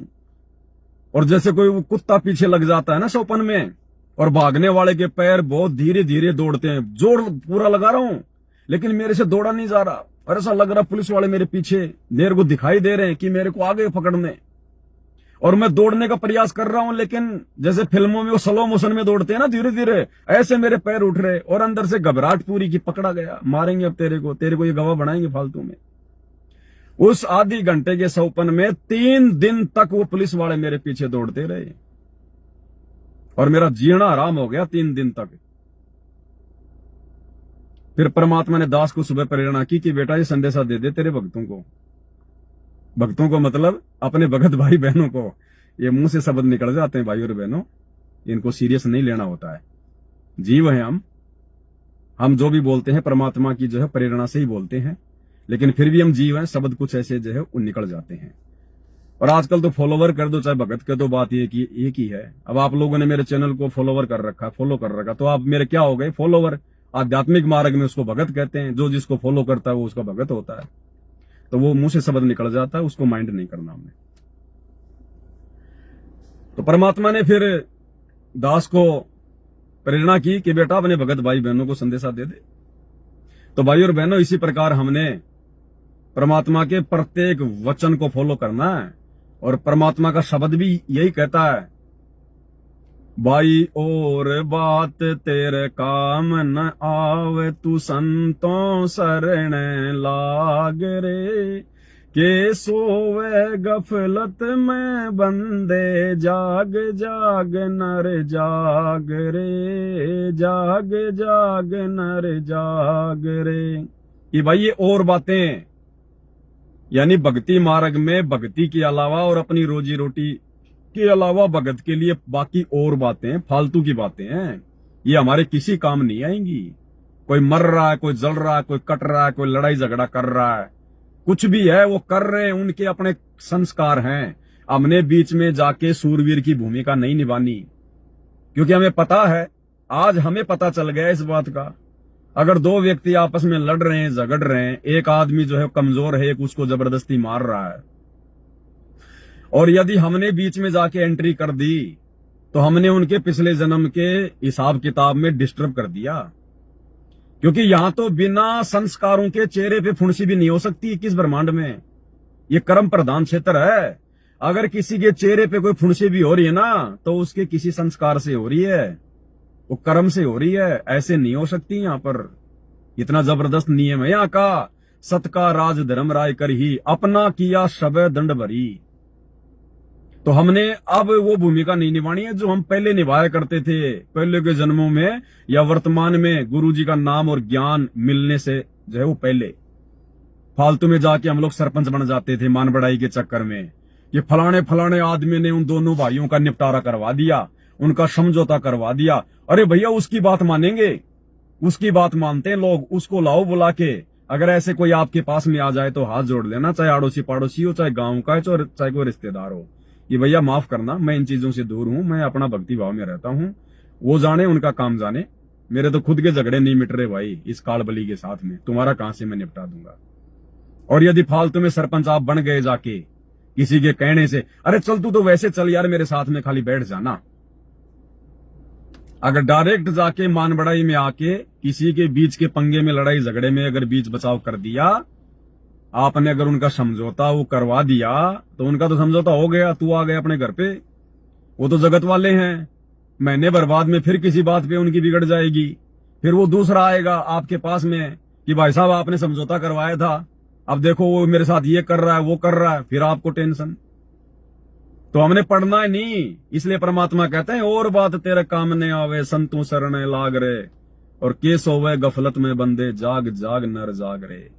भाई उमदा चोला बनया अनमोला लगे दाग पे दाग रे, उमदा चोला बनया अनमोला लगे दाग पे दाग रे। 2 दिन की गुजरान जगत में क्यों जले बिरानी आग रे, क्यों जले बिरानी आग रे। तो आप और हमारा तो भाई ये 2 दिन का जीवन है इस संसार में, हम क्यों बिरानी आग में जले। हमें तो परमात्मा ने दे दिया ना भजन करने के लिए, रास्ता बता दिया ना भगवान ने हमें। हमने केवल अपने भक्ति वाले रास्ते पे चलना है, परमात्मा का ध्यान रखना है, दुनिया पे ध्यान नहीं देना। अब दुनिया की उन घटनाओं पे ध्यान नहीं देना। हाँ, दुनिया की घटनाओं से हमने शिक्षा जरूर लेनी है, हमने वहां जाके सरपंच नहीं बनना है।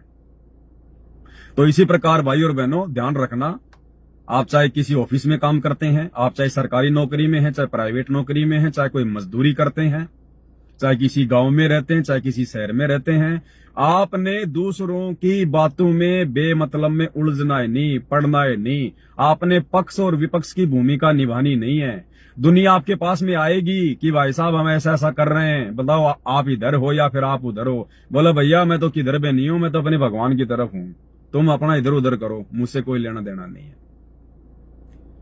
एक भगत जी था, वो कह रहा था, एक बार ऐसी बातचीत हो गई थी, बोला भगत जी मैं एक बार फंस गया ऐसे चक्कर में, नाम ले रखा। अब नाम लेने के बाद तो हमें गुरुजी कहते हैं भैया अपना काम भी करो और अपना नाम भी सुमरण करो। अब ऐसे 2 मजदूर थे आपस में, और भी थे मजदूर वहां पर, तो वो आपस में झगड़ रहे थे। और झगड़ा इस बात का था कि जैसे मजदूर होता है आपस में 1500 रुपए की मदद आपस में ले लिया करते हैं, तो एक ने एक को 1000 रुपए दे दिए थे, वो समय पे उसको लौटा नहीं पाया। तो ऐसे उनका आपस में कोई झगड़ा सा हो गया, गाली गलौच हो गई। बोला मैं चला गया बीच में, और मैंने कहा क्यों लड़ रहे हो फालतू में भाई, क्या चक्कर है।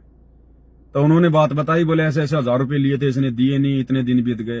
तो मैंने ये कह दिया अरे यार कौन सी बड़ी बात है, 1000 रुपए की, तो 1000 रुपए के लिए यार तुम लड़ रहे हो। तो वो जिसके पैसे लिए हुए थे, जो उसको दे नहीं रहा था, तो वो बीच में बोला अच्छा 1000 रुपए अगर ऐसे आते हैं तो ला फिर तू दे देना, ज्यादा अगर तू सरपंच बन रहा तो 1000 रुपए की तो बात है, ला तू दे दे 1000 रुपए। आ गया बीच में तू सरपंच बन के। अब वो भगत बोला मेरा तो छोटा सा मुंह हो गया ना, तो मेरे पास 1000 रुपए देने को थे, और क्या मैं उसको जवाब दूं। भाई अगलों की लड़ाई थी, अगलों का लेन देन था, उसके लिए तो 1000 रुपए क्या पता क्या है वो क्या नहीं है। मुझे बोलने की ये क्या जरूरत थी कि भाई 1000 रुपए की तो बात है।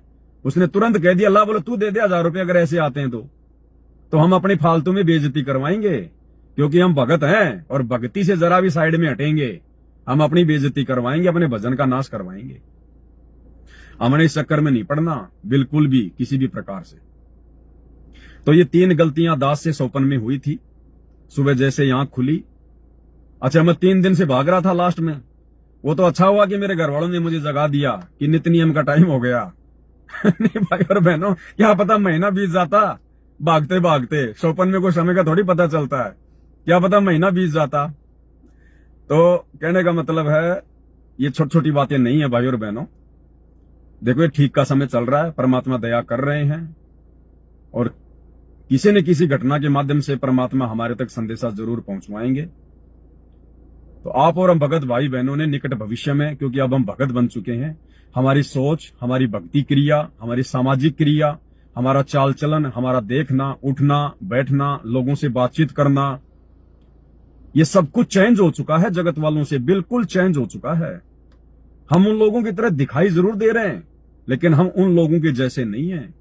जैसे परमात्मा कहते हैं कि एक ही सरोवर पर हंस भी होता है और बगुला भी होता है, वो दोनों देखने में एक जैसे लगते हैं, कोई ये नहीं कह सकता कि इनमें बगुला कौन सा है और इनमें हंस कौन सा है। लेकिन जब वो खाना खाते हैं तब पता चलता है, बगुला तो खाएगा मेंढक और हंस चुगेगा मोती। तो आप और हमारा जगत वालों से बहुत कुछ बदल गया, चेंज हो गया है। हमने सीधा अपने काम से काम रखना है। ये दुनिया तो ये तो काल का लोक है, यहां तो शराप लगा हुआ भाई। अरे सृष्टि रचना में गुरुदेव ने बताया जब काल तप कर रहा था और कहा कि परमात्मा मैं इन खाली प्लाटों का क्या करूंगा, इनमें मुझे कोई रचना करनी है, उसकी सामग्री भी चाहिए।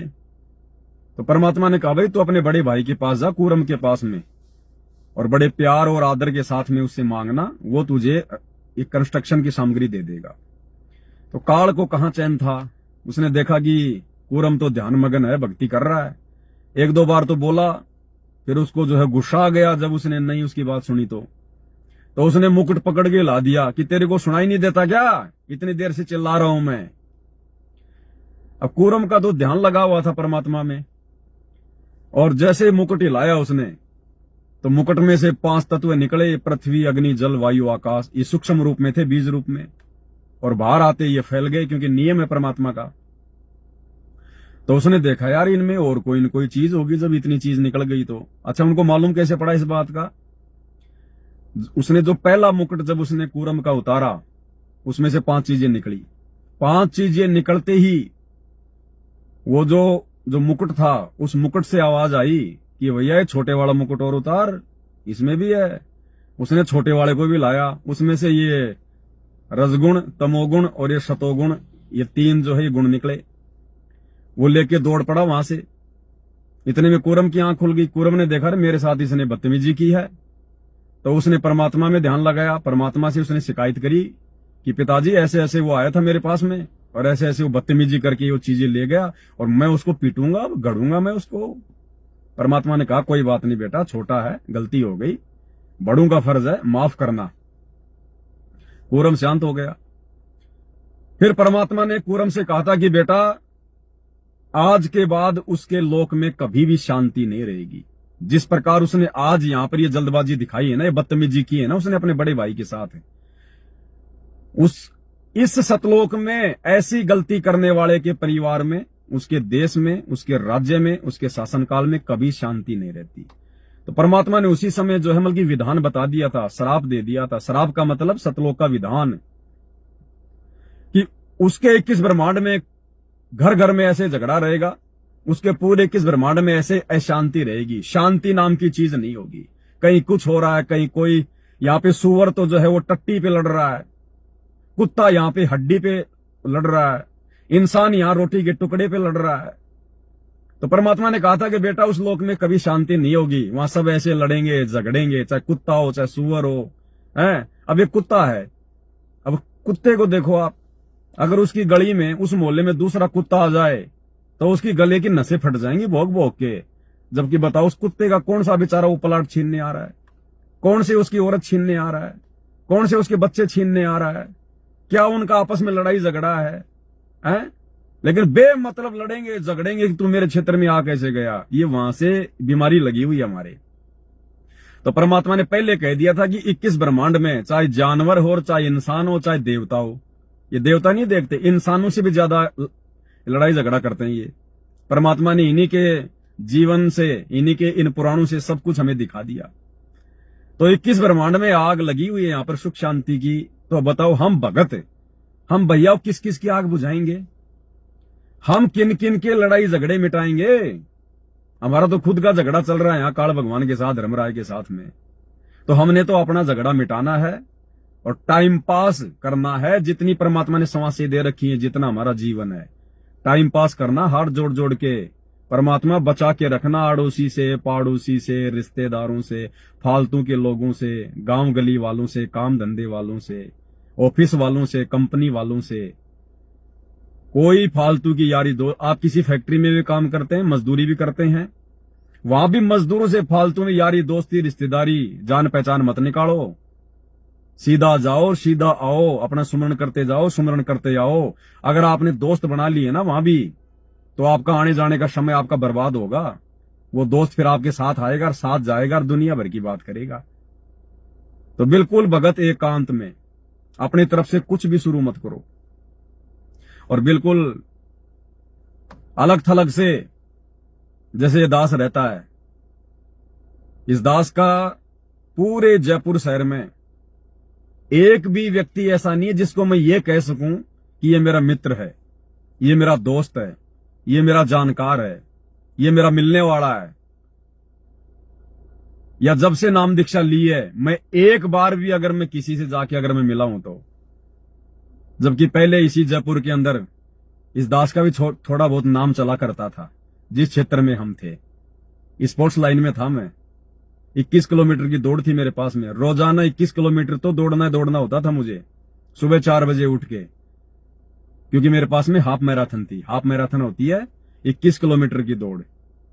मेरा सब्जेक्ट भी, मैं राजस्थान कॉलेज में यहाँ पे जयपुर में जो है पढ़ा करता था। मेरा जो सब्जेक्ट था वो भी जो मतलब फिजिकल एजुकेशन था।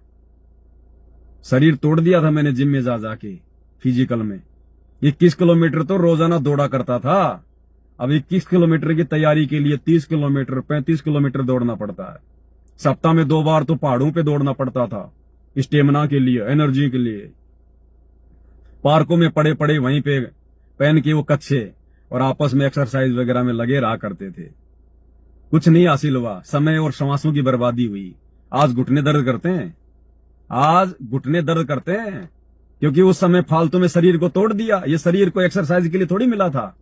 हड्डियों के अंदर गैप हो जाता है और शरीर फिर आगे चल के फिर ये दिक्कत करेगा। तो अब पता चल रहा है वो एक्सरसाइज अब क्या काम आ रही है, नुकसान दे रही है आज वो। तो हमारे भी यहाँ पे खूब यार थे, दोस्त थे, और मैं तो वैसे भी बहुत निकम्मा आदमी था। दुनिया भर की लड़कियों के साथ में भी मेरे बहुत ज्यादा मेरे जो है के संबंध हुआ करते थे। मैंने आपको पहले भी बताया था कि मेरे जैसा नीच इंसान नहीं था। ये तो भगवान सतगुरु रामपाल जी की दया हुई, परमात्मा की, जो मुझ नीच को अपनी शरण में ले लिया। परमात्मा ने मेरी दिशा बदल दी। नहीं, जिस रास्ते पे मैं चल पड़ा था, या तो आजीवन आज मैं किसी जेल में होता, आजीवन, या फांसी पे लटका दिया होता। लेकिन परमात्मा ने, सतगुरु आए दया करी ऐसे दीन दयाल। इसलिए उन पुराने दिनों को याद करके मुझे खुशी नहीं होती, मुझे भय होता है। और जब मुझे कोई दिखाई दे जाता है, मेरा कोई पुराना कोई मित्र वगैरह, कोई परिचित वगैरह, मैं गाड़ी के साइड के शीशों के ऊपर ये चढ़ा लेता हूं, ये क्या बोलते हैं, ये जालियां, और मुंह के मास्क वगैरह लगा के मैं मार्केट में जाता हूं। जब भी मार्केट जाता हूं कुछ सेवा का सामान लाने हैं, मुंह पे मास्क लगा के और ये चश्मा लगा के जाता हूं, ताकि कोई पहचान ना ले मुझे कि ये पवन है, फालतू की कोई जान पहचान ना निकल जाए। डर लगता है भाई। 10 मिनट भी अगर उसके साथ में रहेंगे, वो अपनी वो गंदगी मेरे अंदर डालेगा, फालतू की दुनिया भर की बातें याद दिलाएगा, मेरी भक्ति में वो वादा करेगा। तो भाई और बहनों, आप और हमने बचना है। हम भगत हैं और हमने केवल अपने भगवान को देखकर चलना पड़ेगा। अपने गुरु को देखेंगे, गुरु के जीवन को देखेंगे, भगत वाले जीवन को देखेंगे, तो हम भक्ति में सफल होंगे। जब से हम अपने गुरुदेव भगवान को जानते हैं, हमें कभी भी ये देखने को नहीं मिलेगा कि हमारे गुरुजी कभी भी किसी शादी में गए हों, किसी बात में गए हों, किसी छूचक में गए हों, हमारे गुरुजी का कोई दोस्त हो, हमारे गुरुजी कभी किसी राजनीतिक रैली में गए हों, हमारे गुरुजी कभी वोट डालने गए हों, हमारे गुरुजी के साथ किसी सरपंच की कोई फोटो दिखा दो हमें, हमारे गुरुजी कभी कोई पिकनिक पे गए हों, हमारे गुरुजी कभी टाइम पास के लिए अपने बच्चों को कभी छुट्टियां लेके गए हों, कभी छुट्टियों में कभी पिकनिक पे गए हों, हमारे गुरुजी ने कभी किसी को गाली गलौज किया हो, हमारे गुरुजी ने कभी किसी के ऊपर कोई गुस्सा किया हो, कुछ नहीं देखने को मिलेगा हमें। इसको कहते हैं देवता, देवता भगवान। हमने भी वैसा ही बनना पड़ेगा। गुरु को कीजिए दंडवत कोटि कोटि प्रणाम, और कीट न जाने भृंग को गुरु कर ले आप समान। तो गुरुजी हमें अपने जैसा बनाना चाहते हैं कि बच्चों मेरे जीवन को देखो, मुझे देख के चलोगे तो सफल होगे, दुनिया को देख के चलोगे कभी जीवन में सफल नहीं हो पाओगे। तो गुरुजी के जीवन को देख के चलेंगे तो गुरुजी के जैसा ही बनने का हम प्रयास करेंगे। और जब तक हम गुरु के जैसे नहीं बनेंगे, जीव पीव नहीं बन सकता। पीव यानी परमात्मा, जीव कभी भी पीव नहीं बन सकता। लेकिन जब तक जीव में पीव के जैसे लक्षण नहीं आएंगे, ये जीव मोक्ष प्राप्त नहीं कर पाएगा। तो कहने को तो बहुत सारी बातें हैं, लेकिन एक ये छोटा सा संदेशा था। परमात्मा ने दास को प्रेरणा की कि बेटा अब हमारी हर क्रिया में चेंजमेंट हो जाना चाहिए। हम ये छोटी छोटी गलतियां करने से भी हम बचें, अन्यथा छोटी छोटी गलतियां भी हमारा समय और समाज से ही बर्बाद करेंगी। तो भाई मैंने 3 गलतियां की थी सोपन में। अगर आप लेट जुड़े हैं तो वीडियो फिर से देख लेना और विचार कर लेना, ऐसी गलती हम बिल्कुल भी ना करें। चाहे आग लग रही हो किसी की, हमें लेना देना नहीं है भैया। अगर आग से बचना है, परेशानी से बचना है, तो जैसे हम भक्ति कर रहे हैं वैसे सही भक्ति करो, तुम्हारे घर में भी सुख शांति होगी, तुम्हारी भी परमात्मा रक्षा करेगा। हम किस किस की आग बुझाएंगे, हम किस किस के संकट मेटेंगे। धरती पे संकट मोचन आ चुका है सतगुरु रामपाल जी भगवान, उनकी शरण ले लो, सारे ना संकट मिटेंगे। मैं अगर मेरी गाड़ी के टायर से हवा किसी दूसरे के टायर में डालूंगा तो ना तो उसके काम ढंग से चलेगा और मेरी गाड़ी भी हो जाएगी पंचर। तो भैया जहां पे हवा डाली जाती है उसका एड्रेस दे दो कि भैया वहां जाओ, वहां पे हवा डलवाओ, जितनी मर्जी डलवाओ, वहां पे प्रेशर लगा हुआ है। तो हम भाई फालतू के ठेकेदार ना बने, फालतू की सूरवीरता ना दिखाएं। अब सूरवीरता दिखानी है तो भक्ति मार्ग में दिखाओ और अपनी लेके हाथ में माड़ा, नीची गर्दन करके आधीन भाव से, दास भाव से, नहीं तो काल लपेटता चला जाएगा, लपेटता। ध्यान रखना इस बात का। तो बस आज की वीडियो में केवल इतना ही था। बाकी आज 9 जनवरी है, 14 या 15 की ये मकर संक्रांति आती है। मकर संक्रांति के दूसरे दिन से जो है मुक्ति बोध के ऊपर वीडियो बनाने की श्रृंखला जारी होगी। तो 4-5 दिन सभी भगत भाई बहन ज्यादा से ज्यादा परमात्मा का सत्संग सुने, अपने सुमरण पे ज्यादा से ज्यादा ध्यान दें, क्योंकि भक्ति बिना कुछ नहीं है। आज भाई और बहनों, अगर ये बातें जो गुरुदेव भगवान ने हमें बताई है, समझाई है, जो गुरुदेव ने इतना संघर्ष किया, इतना जो प्रयास किया है, ये बातें केवल हम सत्सेवकों को क्यों समझ में आ रही हैं गुरु जी की सारी बातें। और फिर गुरु जी के ज्ञान आधार से जब ये दास लाइव आता है तो आप लोगों को क्यों समझ में आ रही है।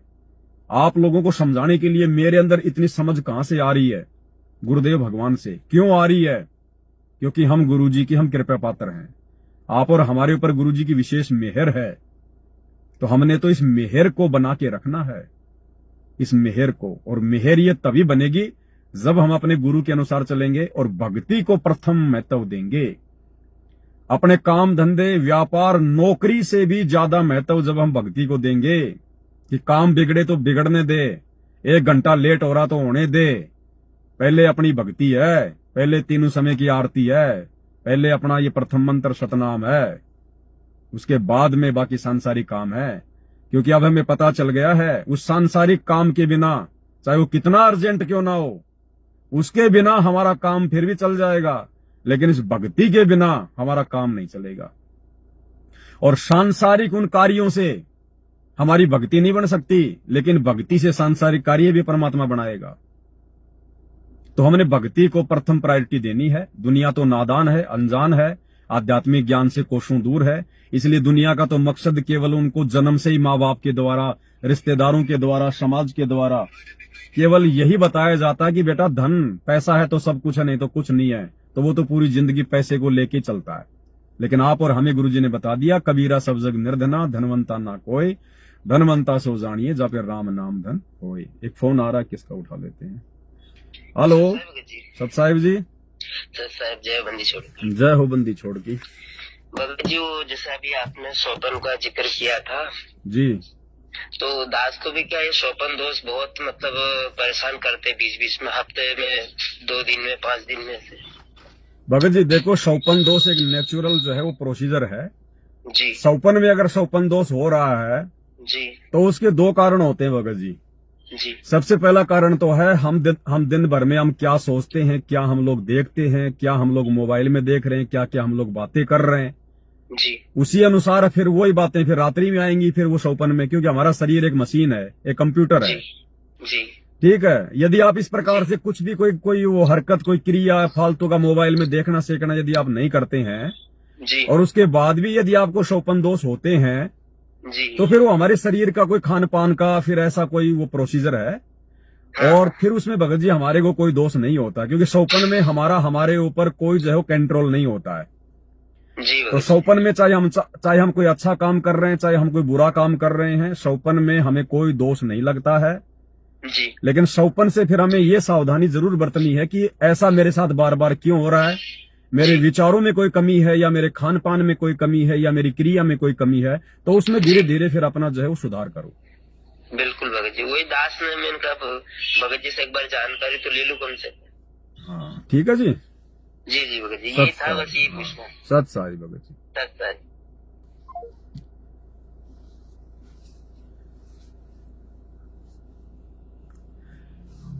दूसरा लास्ट एक छोटा सा पॉइंट और है जो मुझे बताना था। अच्छा हुआ भगत जी का फोन आ गया, इन्होंने सोपन का जिक्र कर दिया। दूसरा ये था भाई और बहनों, अब क्या कि हम लोग जीव हैं और हम लोग एक दूसरे के प्रति आकर्षित भावुक बहुत जो है जल्दी हो जाते हैं। ये एक जीव की एक कमजोरी बताई परमात्मा ने। इसका फायदा भी मिलता हमें और इसकी एक कमजोरी भी है। अब फायदा जो मिलता है वो तो हमें मिल गया क्योंकि हमने गुरुजी को उसी भावुकता से लिया, हमने गुरुजी के सत्संग सुनने में रुचि दिखाई, तो हमारे को उस चीज का फायदा मिल गया। और नुकसान इसका यह है कि यदि अब हमने अपने गुरु के अलावा यदि किसी अन्य जीव को यानी किसी भगत भाई को ज्यादा महत्व देना शुरू कर दिया भावुकता में आके, उसकी किसी ऐसी बातों के ऊपर भावुक होके, तो फिर हम नुकसान उठा जाएंगे। तो बहुत सारे भाई बहन क्या करते हैं, भगत जी मुझे ये सपना आया, भगत जी मुझे वो सपना आया। तो भगत जी देखो, दास कोई काउंसलर नहीं है, दास ने कोई कंसल्टेंसी कोई कंपनी नहीं खोल रखी है कि आप लोग मुझसे शेयर करो फिर मैं आपको बताऊं। भक्ति मार्ग से संबंधित बातें, गुरुजी के ज्ञान से, सत्संग से, पुस्तकों से संबंधित बातों के लिए आप भाई बहनों से डिस्कस 100 बार करो। लेकिन आपकी जो पर्सनल लाइफ है, जो पर्सनल जो परिवार का मैटर है, आपको क्या सपना आया है, अब इन चीजों के लिए भी यदि आप दूसरों पर डिपेंड रहना सीख जाओगे तो ये बहुत बड़ी कमजोरी है। ये भी काल ठगेगा फिर त्रिकुटी पे। भाई आपको गुरुजी ने ज्ञान दे रखा है, आप पे दया कर रखी है, आप जी भक्ति कर रहे हो।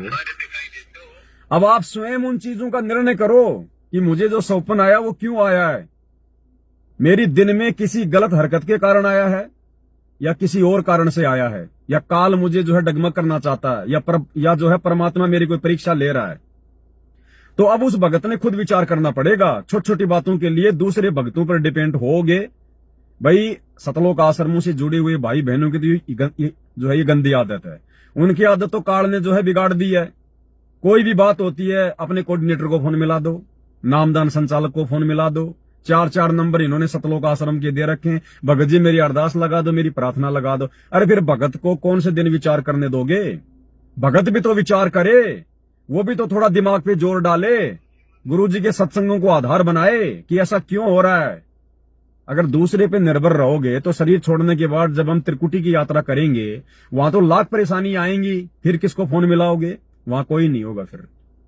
तो ये गंदी आदत है, इसको सुधारो। हेलो हेलो सत्साहेब बाबा जी, सतसाहेब जी, सतसाहेब।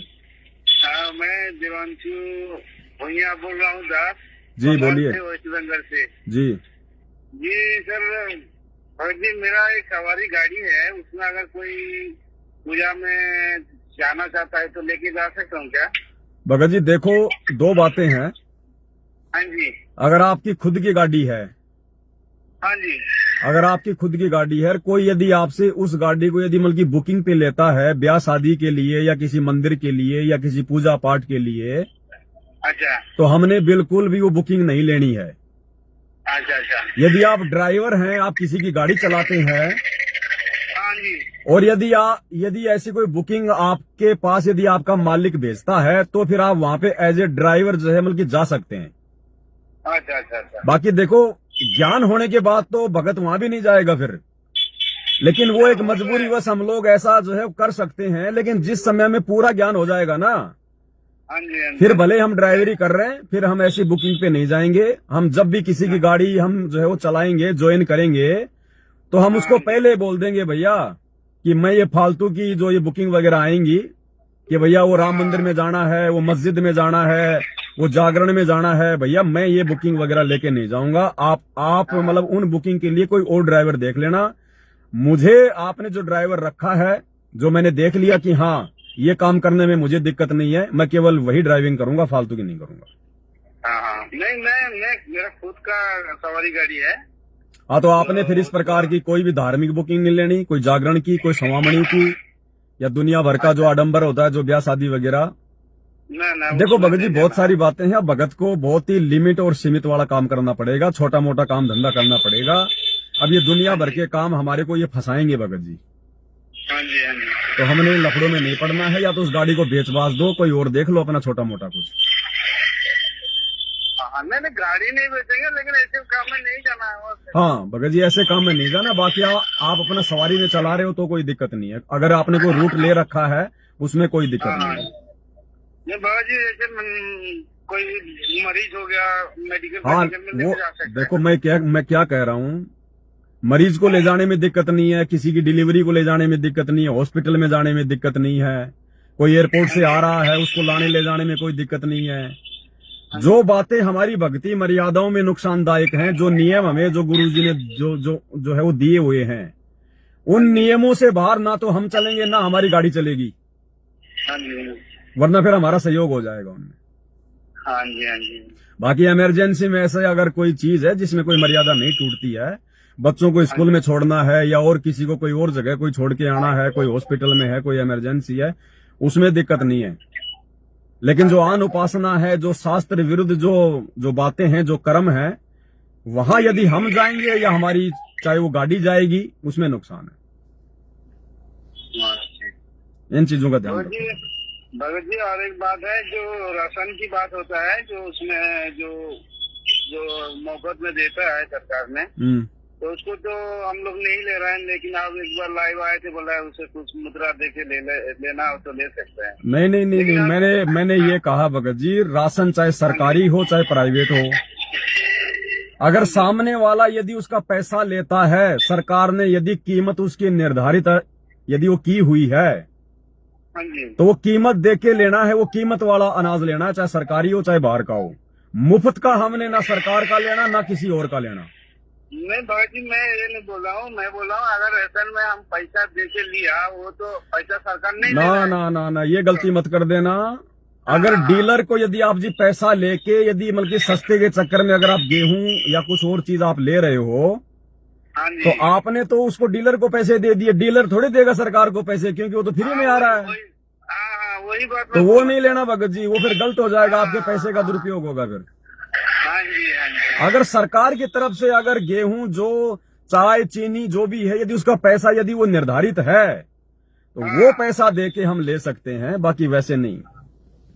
तो वही बात को लेके एक बार हम बहस हो गया, बोलता है ऐसे बोला, हम बोला नहीं ऐसे बात नहीं हो सकता अगर किसी भाई ने मुझसे पूछा होगा तो हो सकता है मैं उसके सवाल को जो है मतलब समझ नहीं पाया हूँ। हाँ वो समझ नहीं पाया, तो वो मेरे को बोला था, नहीं जो पवन भैया ने बोला ऐसे मतलब ऐसा कोई बात नहीं है, अगर सरकार लेता है तो हम उसको देंगे, बिल्कुल अगर नहीं लेता तो मैं कैसे देंगे। बिल्कुल, फिर नहीं लेना, फिर पॉकेट में हमको नहीं लेना है, पॉकेट में नहीं लेना, वो सस्ते के चक्कर में नहीं लेना फिर। हाँ ठीक है भैया जी, सब साहेब जय बंदीश्वर, जय बंदीश्वर। सत्साई भाई और बहनों, दया है परमात्मा की। अब भाई और बहनों, अगर इसी प्रकार से अगर ये बातें ज्ञान चर्चा, परमात्मा इन्हीं बातों से तो प्रसन्न होता है। वो अंतर्यामी यही देखने के लिए तो इसी समय के लिए तो हिसार जेल में जाके बैठा है अपने मिशन के लिए। उसको इसी प्रकार के बच्चे चाहिए, उसको ऐसी ही संगत चाहिए जो अपने गुरु के ज्ञान को आधार बना के स्वयं डिसीजन ले, फैसले ले भक्ति मार्ग के, अपने सामाजिक जीवन के, हम कैसे अपनी मर्यादा बचा सकते हैं, कैसे हमारी भक्ति बचेगी। तब परमात्मा प्रसन्न होगा कि हाँ अब ये बच्चे अपने पैरों पे खड़े हो गए। तब परमात्मा खुशी खुशी यहां से सतलोक के लिए विदा होगा।